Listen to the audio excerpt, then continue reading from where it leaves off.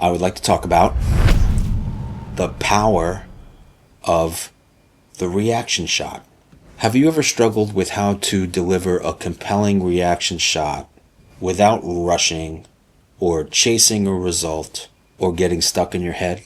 In this video, I will discuss what reaction shots are in the art of film acting and how you, as the actor, can master the art of simplicity and truth when you film your next reaction shot. When we think of powerful film performances, we often think of the monologues, the emotional outbursts, or the iconic lines such as, "You can't handle the truth," "Here's looking at you, kid," "I'm walking here." These moments stand very tall in cinema history, but seasoned filmmakers, editors, and actors know that the true heart of film acting lies not in what the character says, but in what the character doesn't say. Many times it's in how your character reacts to what is said to them. So enter the unsung hero of the cinematic craft, the reaction shot. What is a reaction shot? A reaction shot in film is a cutaway, usually a close-up, that captures a character's response to an action or dialogue. It might express joy, confusion, fear, disgust, surprise, or silent realization.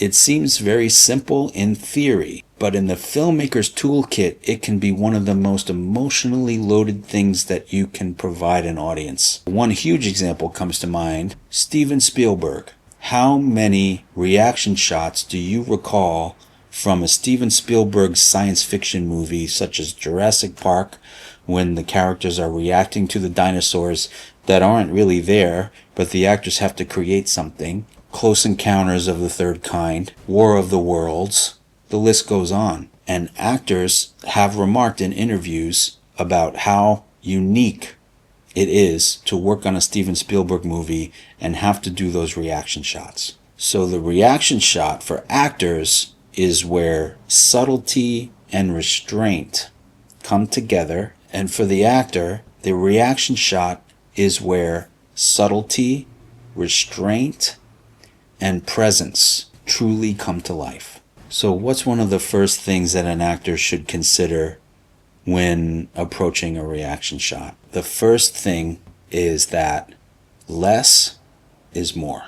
For a reaction shot to be successful, it's all about the truth. Film is an intimate medium. The camera picks up everything when you're telling the truth, and it also picks up when you're not telling the truth. The great film actor understands this type of stuff intuitively. Through practice and experience, they trust that doing less and trusting that it will come across to the camera often yields the most powerful results. It's also helpful to know that reaction shots are the editor's secret weapon. And this is not something that's usually completely understood by the actor while you're shooting. But understanding this in the language of film can help you allow more energy and more attention to what's happening when you're not speaking. Because if it's compelling and if it's truthful, most likely the editor will take notice and slip it into the scene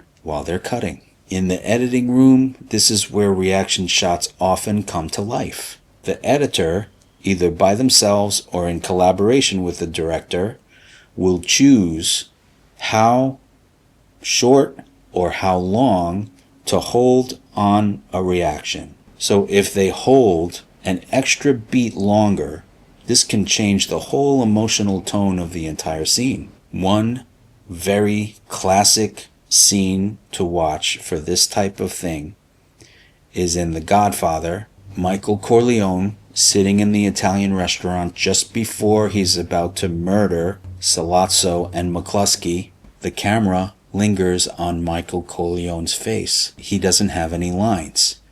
We are watching him making his decision.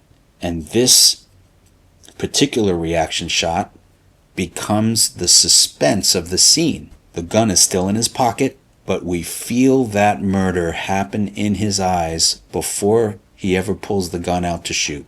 In film, the reaction shot is a major layer that can only be done in the medium of film. In theater, the actors are moving all around the stage and the audience sees everything and they can decide what to look at and what to pay attention to while they're watching the actors on the stage. In a film, however, this is where the director can make a decision to pull the audience's attention into the character's reaction. So this creates a very intimate relationship between the audience and the character. And in a good reaction shot, the audience is immediately drawn into the truth of that character and how they're being affected by something. It's empathy by proxy. The character's face becomes the access point into the emotional reality of the scene. In the best reaction shots, we're not told what to feel. We just instantly empathize and we feel it with the character. Sometimes actors can help each other while they're filming a scene if they stay on set when it's the other actor's coverage and they're just working with the actor off camera. It is extremely beneficial if you are one of these generous actors, because if you help each other in this way, you can light up the other actor's performance and also their reactions in a way that will elevate the story and elevate the project. It is no accident that some of the best reactions come from actors who are the best listeners.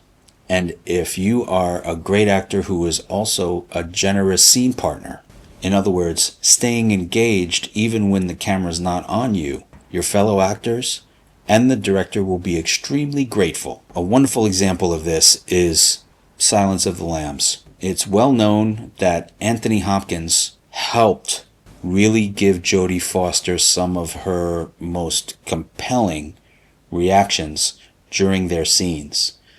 And they were scenes when Anthony Hopkins was off camera and it was Jodie Foster's close-up. He fed her with emotional energy and he improvised here and there off camera to get her to react, which she did beautifully, and it led to an Oscar-winning performance. So, how do you practice your reaction shots? One of my first acting for film classes in New York City was with the great Joe Paradise. He had a wonderful acting for film class once a week, and I remember in one of our first classes we were given something called the ice cream exercise. In the ice cream exercise, every actor was filmed in an MOS shot, which is a shot without sound. It was just a close-up reaction shot. In the exercise, we had to walk over to the refrigerator, open the freezer, take out a carton of ice cream, open the top, and inside of the carton was something shocking, surprising, horrifying, disgusting, and it was up to us what specific thing to put into that ice cream carton and react.